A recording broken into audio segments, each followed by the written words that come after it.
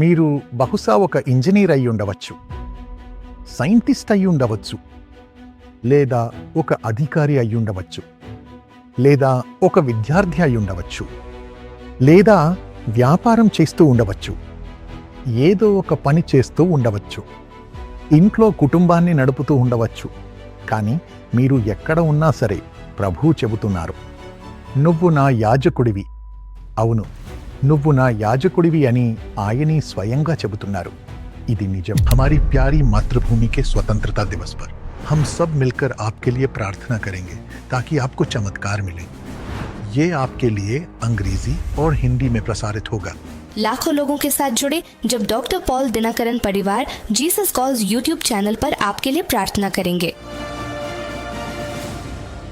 నా ప్రియమైన వారలారా, ప్రభువు మిమ్మల్ని తన యాజకులుగా ఉండమని పిలిచారు, అభిషేకించారు. నిర్గమకాండము 19:6లో వేదం చెబుతోంది, మీరు నాకు యాజక రాజ్యముగాను పరిశుద్ధ జనముగాను ఉంటారని. నీవు ఇశ్రాయేలీయులతో చెప్పవలసిన మాటలు ఇవే అని ఆయన అన్నారు. అవును ప్రియమైన వారలారా, ప్రభువు చెబుతున్నారు, ఇశ్రాయేలు ప్రజలను, ఇశ్రాయేలు రాజ్యాన్ని చూసే చెబుతున్నారు. మీరందరూ నాకు యాజకులు, పరిశుద్ధ యాజకులు. నా ప్రియమైన వారలారా, మీ కుటుంబంలో అందరూ ప్రభువు యాజకులు. మీరు కూడా ప్రభువు యాజకులే. కాబట్టి ధైర్యంగా ప్రభువు చిత్తాన్ని నెరవేర్చడానికి సిద్ధపడండి. మీరు చేసే ప్రార్థన విని మాత్రమే ప్రభువు దేశానికి రక్షణను ఇస్తారు. అందుకే ఒక యాజకుడు. ఈ యాజకుల పని ఏమిటి? 1 పేతురు 2:9. ప్రభువు గుణాతిశయాలను ప్రచురించడానికి ఎన్నుకోబడిన వంశము, రాజులైన యాజక సమూహము. ప్రభువు గుణాతిశయాలను ప్రచురించడానికి మీరు ఎన్నుకోబడిన వంశము, రాజులైన యాజక సమూహము. అపోస్తలుల కార్యములు 20:28 ప్రకారం ఆయన తన స్వంత రక్తముతో సంపాదించుకున్నారు. ఆయన తన రక్తముతో మిమ్మల్ని యాజకులుగా కొన్నారు.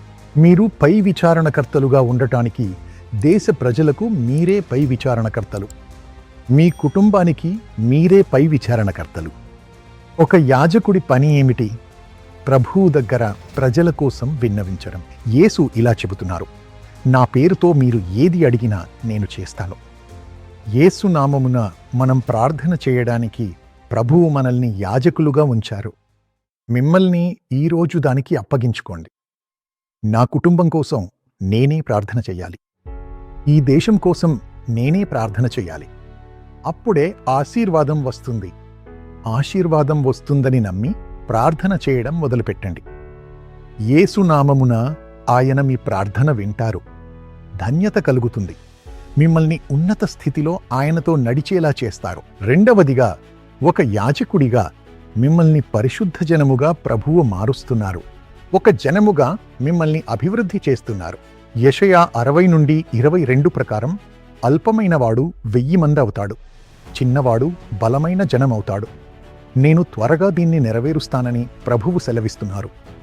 యెషయా 63:4లో నీ వెలుగు దగ్గరకు అన్యజనులు వస్తారు, నీ ఉదయకాంతి దగ్గరకు రాజులు వస్తారు.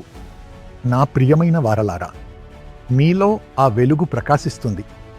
ఇతరుల కోసం ప్రార్థన మొదలు పెడితే మీలో వెలుగు నిండుతుంది. అప్పుడు అందరూ మిమ్మల్ని వెతుక్కుంటూ వస్తారు.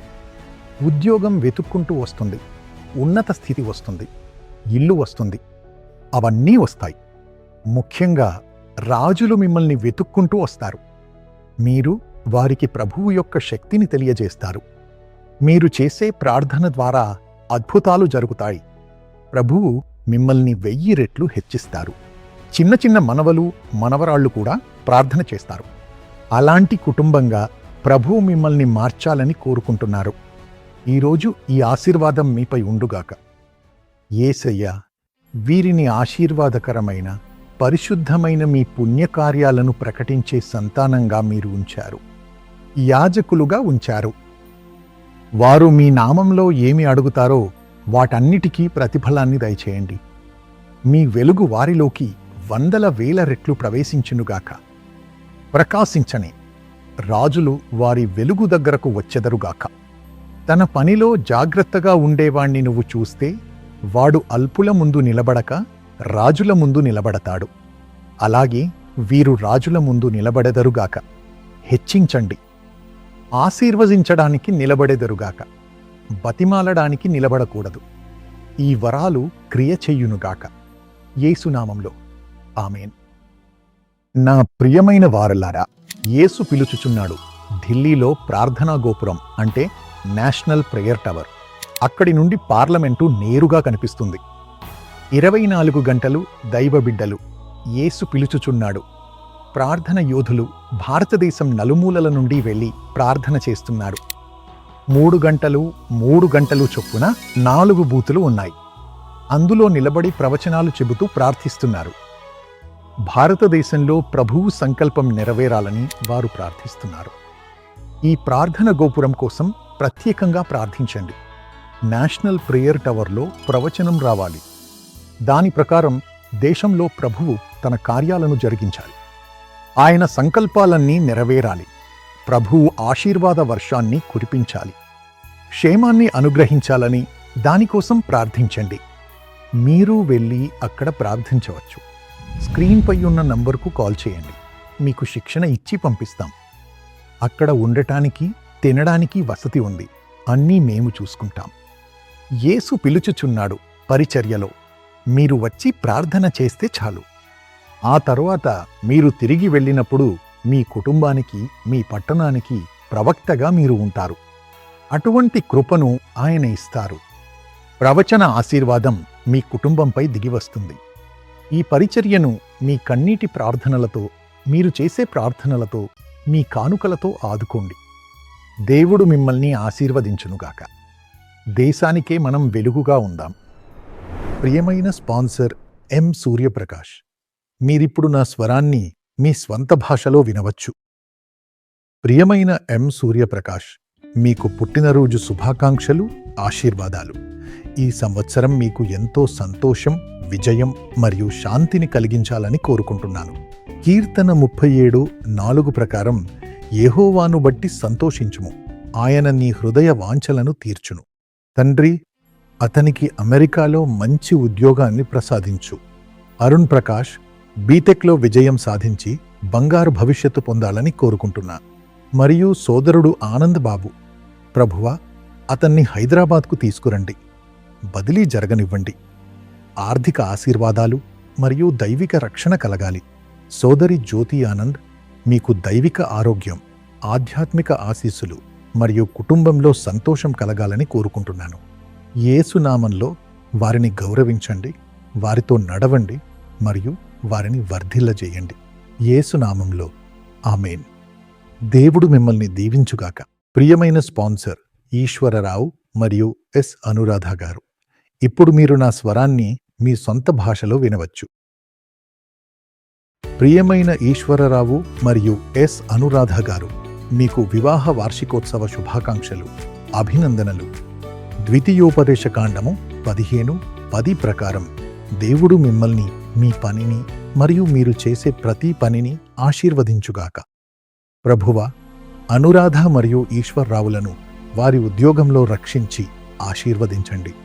వారికి ఆర్థిక సమృద్ధిని, ఆత్మీయ కృపను, మంచి ఆరోగ్యాన్ని మరియు దైవిక రక్షణను ప్రసాదించండి. యేసు నామంలో వారికి ఒక కొత్త ఇంటిని అనుగ్రహించండి.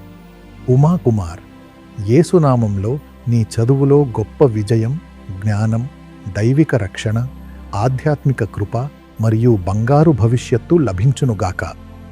ఆమెన్. దేవుడు మిమ్మల్ని ఆశీర్వదించుగాక. ప్రియమైన స్పాన్సర్ బి దుర్గా భవాని, మీరిప్పుడు నా స్వరాన్ని మీ సొంత భాషలో వినవచ్చు. ప్రియమైన దుర్గా భవాని, పుట్టినరోజు శుభాకాంక్షలు. ఆదికాండము 12:2 ప్రకారం దేవుడు మిమ్మల్ని గొప్ప పేరుతో మరియు దైవిక ఆశీర్వాదాలతో దీవించునుగాక. తండ్రి, ఆమెకు ఉద్యోగంలో ఆశీస్సులు మరియు పదోన్నతిని ప్రసాదించు. అలాగే అద్భుతమైన జీవిత భాగస్వామిని మరియు బంగారు భవిష్యత్తును అనుగ్రహించు. గాయత్రికి మంచి ఉద్యోగం, చక్కని జీవిత భాగస్వామి, బంగారు భవిష్యత్తును ప్రసాదించు స్వామి. సోదరి పద్మకు వ్యాపారంలో వృద్ధిని, ఆర్థిక స్థిరత్వాన్ని, ఆయురారోగ్యాలను దేవుడు ప్రసాదించునుగాక. యేసు నామంలో ఆమేన్. దేవుడు మిమ్మల్ని దీవించునుగాక.